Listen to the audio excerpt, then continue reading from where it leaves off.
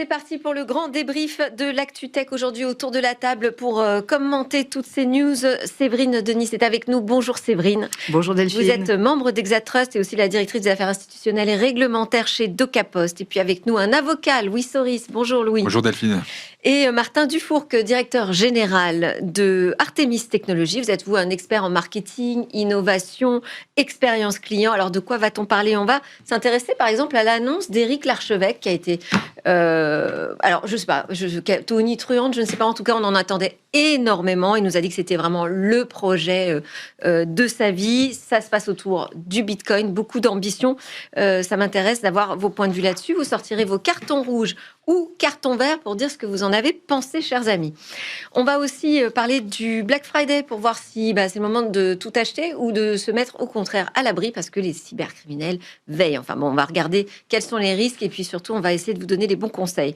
Mais on commence avec l'Union européenne qui a choisi de protéger les mineurs en ligne, en tout cas qui avance sur cette voie. Il y a eu un vote important qui s'est fait hier, pas plus tard qu'hier. Et donc, pour lancer cette discussion, nous sommes connectés avec Stéphane Nillon-Courtin, eurodéputée. Bonjour, Madame la députée.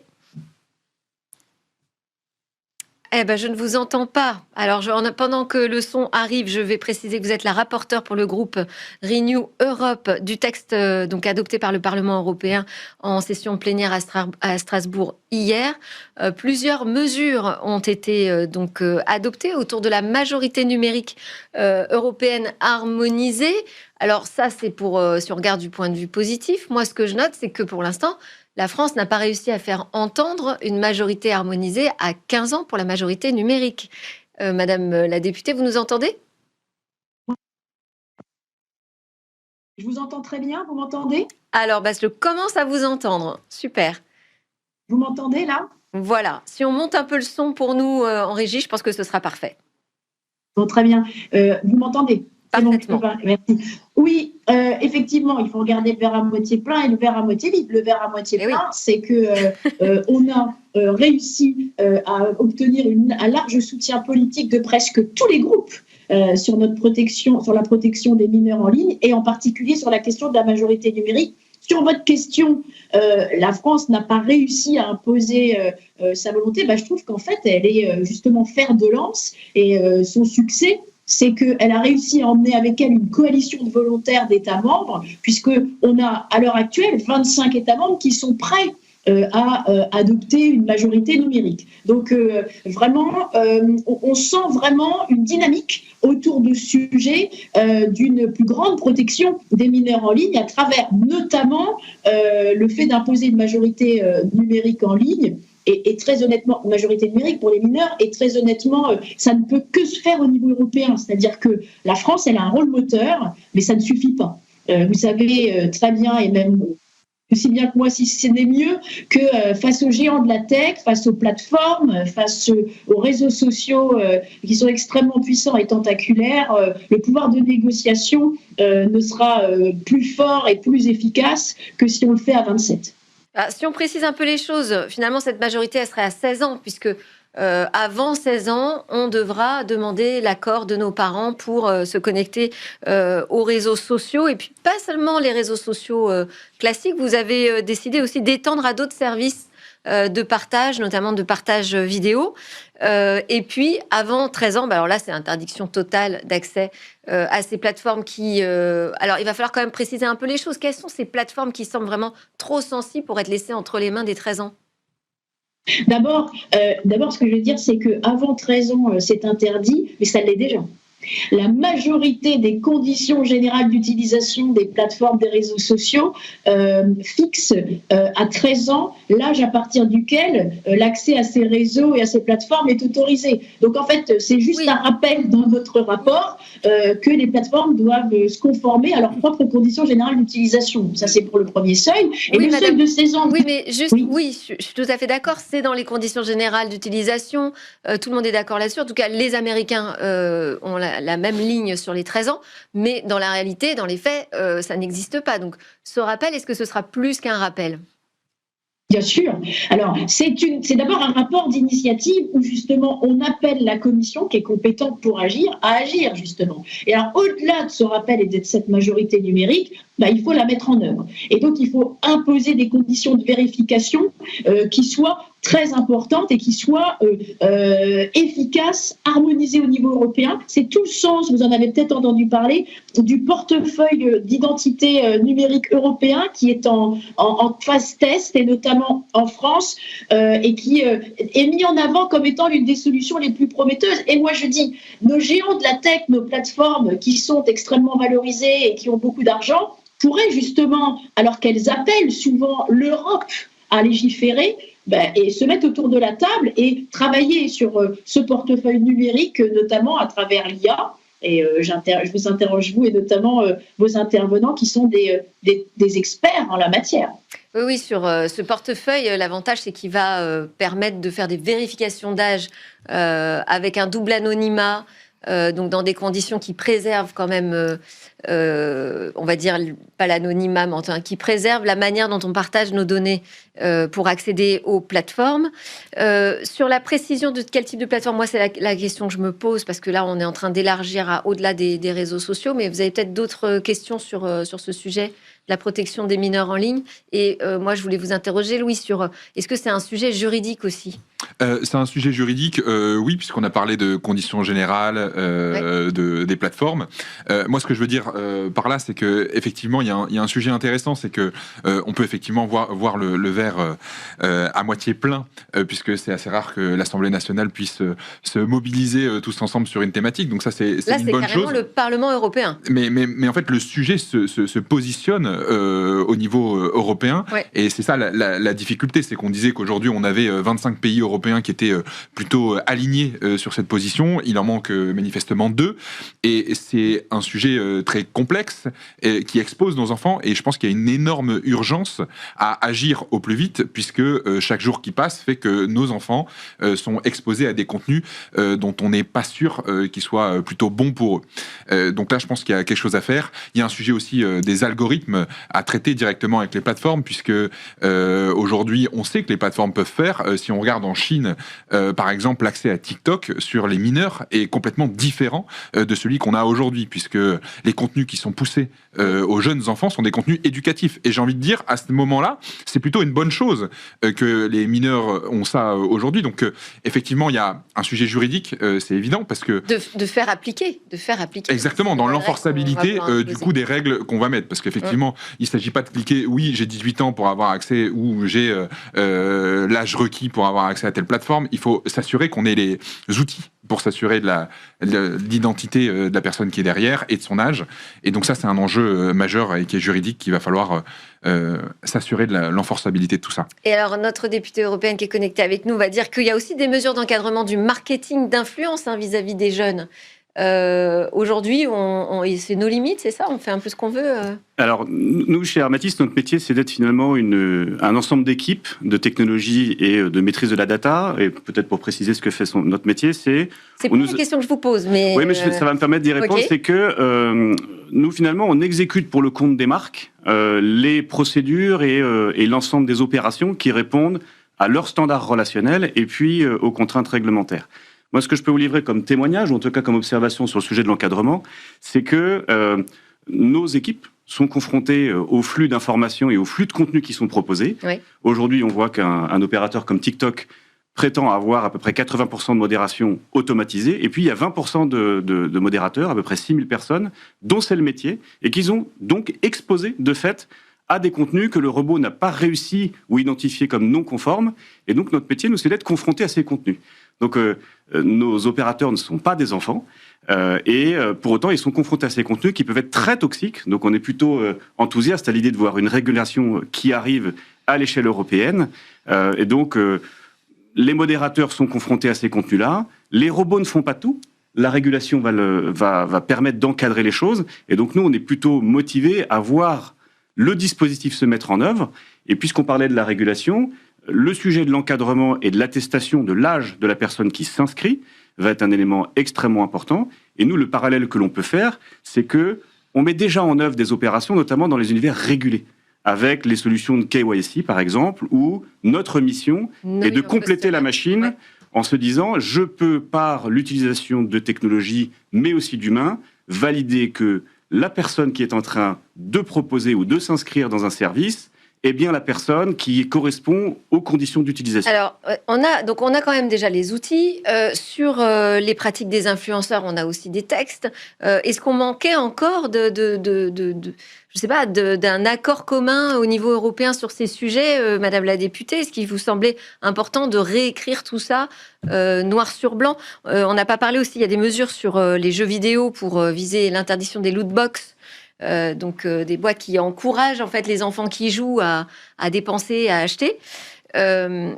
Tout ça, toutes ces pratiques, on les connaît depuis longtemps, puis on en a parlé déjà ensemble par le passé, Stéphanie Yon-Courtin. On sait aussi qu'il faut vraiment agir sur les plateformes, au-delà de décider d'interdire, de limiter les accès. Oui, non mais alors c'est l'esprit du DSA de 2022. C'est la fin de la jungle numérique. Alors effectivement, on a navigué en pleine impunité des plateformes pendant au moins 2 décennies, 15-20 ans. Et donc là, forcément, on est en train de mettre en place tout un système et on est en train de nous poser des règles du jeu. Alors c'est pas facile dans un monde où en face, outre-Atlantique, Trump et ses copains nous font pression sans arrêt. À coup de chantage avec les droits de douane pour ne pas appliquer nos règles. Cela étant, le DSA existe depuis 2022. Effectivement, nous se comporte, c'est tout ce qui est interdit hors ligne doit être interdit en ligne, dans le monde réel, doit être efficace, doit se faire au niveau européen. Et c'est ça le maître mot. Vous parliez des influenceurs. Oui, on a la loi Vogetta de Laporte qui d'ailleurs a été passée à l'unanimité à l'Assemblée nationale. C'était un truc assez dingue. Vous voyez comme quoi on peut imiter le Parlement européen. Mais au-delà de ça, ils sont en train de retravailler sur une deuxième mouture parce qu'ils se rendent compte que ça va pas assez loin. Et surtout, le numérique n'a pas de frontières. C'est pas à vous que je dois le dire. Et donc, face à ces géants, face à toutes ces techniques qui dépassent nos frontières physiques, on ne peut pas réglementer au niveau national. La limite de la loi influenceur, qui est très bien sur le fond, c'est que justement, elle ne s'applique pas ailleurs. Et on a l'Espagne et d'autres pays membres qui sont en train de faire chacun leur loi. Je peux vous dire, c'est le cadeau de Noël avant l'heure pour nos plateformes. Ils adorent ça, s'engouffrer dans la brèche, fragmenter, aller vers la loi la moins disante. Je veux dire, il n'y a pas de frontières. Et donc, le pouvoir de négociation face à des plateformes, face à des géants de la tech, c'est l'accès d'un marché de 450 millions de consommateurs, d'Européens, potentiellement consommateurs ou qu'ils sont déjà. C'est-à-dire, si vous leur vendez un marché, français de 65 ou 68 millions de consommateurs, ils s'en fichent, ils vont ailleurs. Donc, c'est notre force. Et ça, on ne joue pas assez là-dessus. On est toujours en train un peu de s'excuser d'exister, de s'excuser de légiférer. Donc, oui, il faut un encadrement. S'agissant de vos autres questions, oui, il y a beaucoup d'autres dispositifs qu'on demande à la Commission d'interdire, notamment ces fameuses loot boxes, ces espèces de boîtes à butin numériques ou pochettes surprises numériques, qui sont un peu finalement où on demande des encadrements beaucoup plus stricts. Là où on a discuté beaucoup avec nos autres collègues dans leur rapport, c'est sur les jeux vidéo.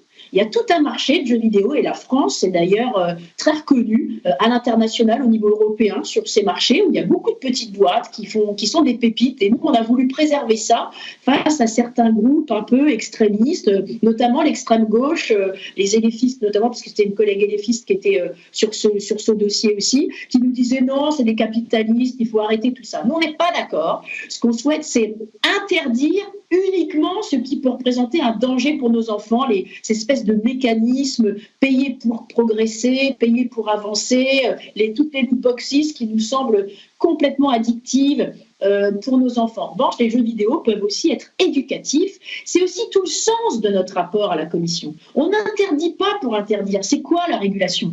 C'est des règles du jeu. C'est-à-dire qu'à un moment, on ne peut plus avoir une jungle numérique dans laquelle nos enfants s'engouffrent, deviennent anorexiques, ont des problèmes de santé mentale, se suicident.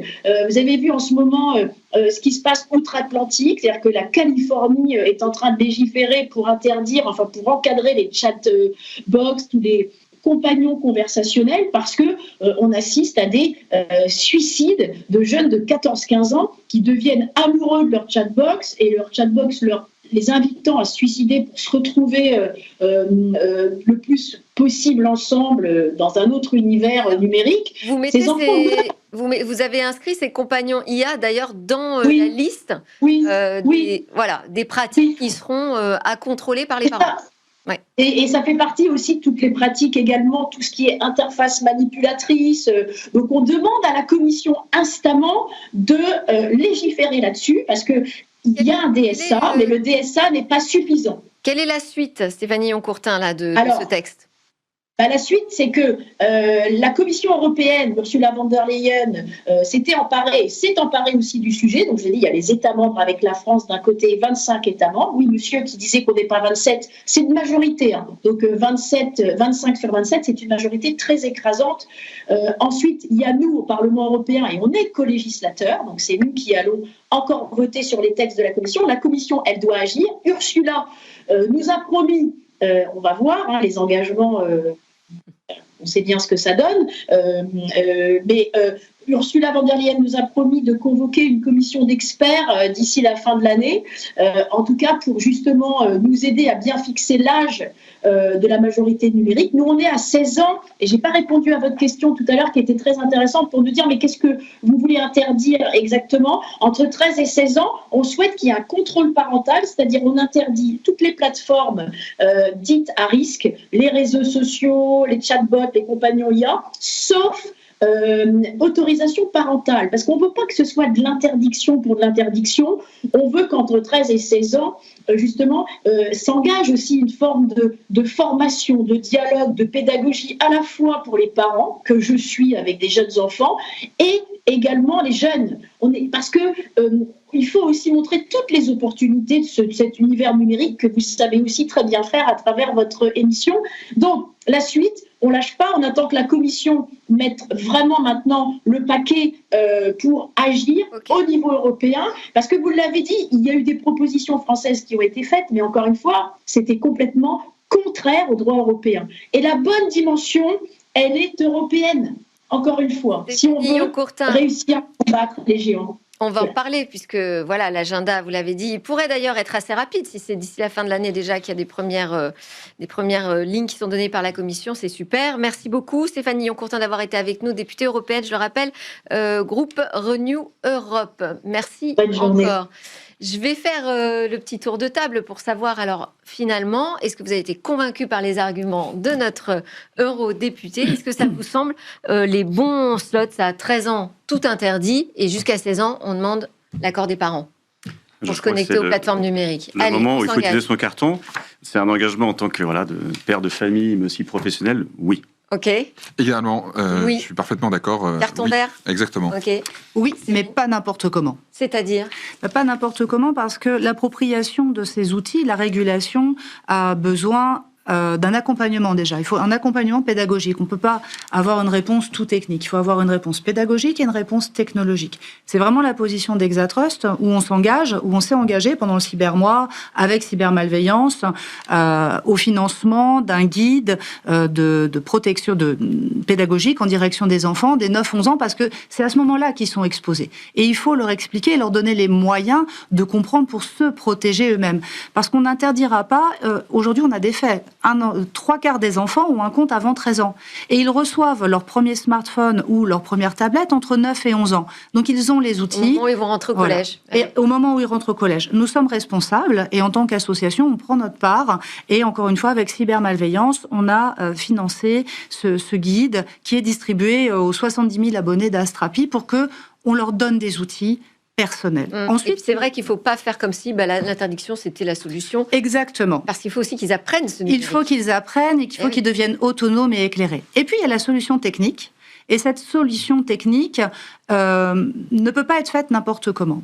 Pour que ça fonctionne, il faut qu'il y ait une réelle appropriation du grand public. Il faut qu'on ait confiance, nous tous. Et cette confiance, elle ne peut être garantie que si les experts, les solutions qui seront mises en place sont réalisées par des tiers de confiance qui pourront garantir une réelle confidentialité. vous l'évoquiez tout à l'heure, on manipule des données personnelles. On va manipuler des images faciales. On va peut-être même utiliser de l'IA.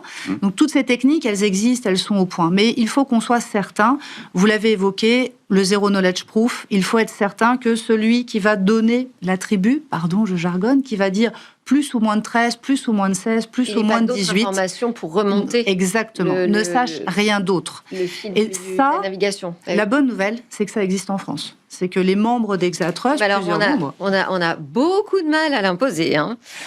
Mais ça existe et il est important de savoir que des acteurs européens et français répondent parce qu'ils ont une expertise depuis de nombreuses années, comme IHS Trust ou comme DocaPost, en matière de contrôle de l'âge à distance. On a bossé sur ces solutions, c'est vrai, vous avez raison de le rappeler.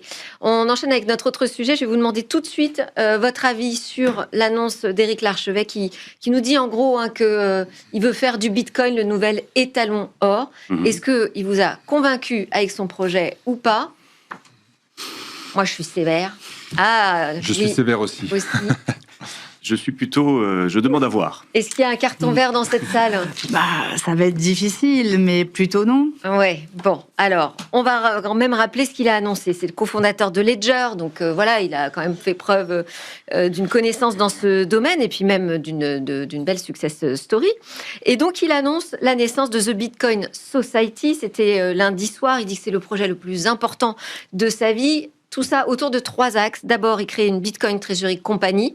Ensuite, une Network Society. Et puis, un club premium. Alors, ce club premium, j'ai envie de dire, c'est la moins grande nouvelle parce que des clubs d'investisseurs, il y en a un paquet déjà. La Bitcoin Treasury Company, si j'ai bien compris, moi, j'avoue que j'ai complètement découvert le sujet au moment de sa keynote. C'est quelque chose qui se met en place petit à petit, de créer des réserves de Bitcoin. Et alors, la Network Society, là, il m'a un peu perdu. C'est un nouveau modèle de société.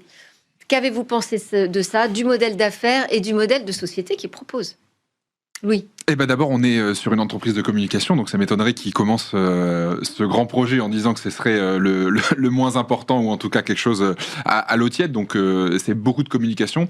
Et il a pris un gros risque quand même en disant que c'était... Oui, alors il faut faire attention aux effets de communication, parce que je me rappelle des annonces de Monsieur Larchevêque l'année dernière à cette date-ci, quand Trump avait gagné la présidence américaine, qui nous disait que le Bitcoin au mois de juin 2025 serait à $250 000. Oui. C'est pas le cas. Donc, il faut faire attention sur ces effets d'annonce, notamment quand on s'adresse à des personnes, à des consommateurs qui vont investir et qui vont peut-être y croire dur comme fer.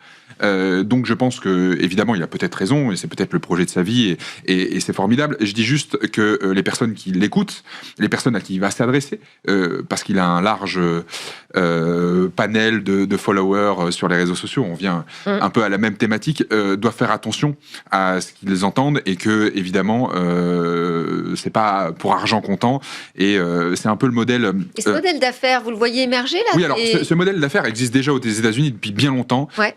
Il y a la société qui s'appelle MicroStrategy, qui est une société qui est cotée au Nasdaq et qui fait ça, et qui achète tous les mois, tous les trimestres, des millions et des centaines de millions de dollars de Bitcoin. Donc c'est ce qu'il veut reproduire, et finalement il va se retrouver avec une société, parce qu'il a racheté une société qui est cotée actuellement. Et, alors il dit que c'est important pour lui qu'elle soit cotée pour que tout le monde puisse être actionnaire. C'est vraiment un projet mondial. C'est une coquille vide qu'il a racheté justement pour gagner 1 an de formalités administratives. Et ils vont acheter du Bitcoin et faire en sorte que ils puissent avoir des souscripteurs qui viennent actionnaires de sa société par l'intermédiaire d'un exchange. Et ça, c'est un modèle transparent? C'est un modèle transparent, et en fait, le modèle, et en tout cas la valorisation des titres de cette société, va fluctuer en fonction des variations du Bitcoin. Donc voilà, maintenant, c'est un sujet bien plus vaste, parce qu'on n'ira peut-être pas dans le détail de ce que c'est que le Bitcoin, mais voilà, il faut croire à la philosophie du Bitcoin, puisque c'est quelque chose de très sérieux. Il y a des choses derrière, et il se met sur ce créneau-là, mais ça existe déjà beaucoup aux États-Unis. Mais encore une fois, c'est quand on joue avec l'argent des Français, il faut être assez prudent, et je pense que les effets d'annonce un peu gonflants méritent d'être mesurés. Vous dites, prenons un petit peu de recul. Prenons un peu de recul et faisons attention. Ouais. Et sur le projet Network Society, donc vraiment, c'est créer un nouvel ordre politique, même, parce que c'est assez politique son discours.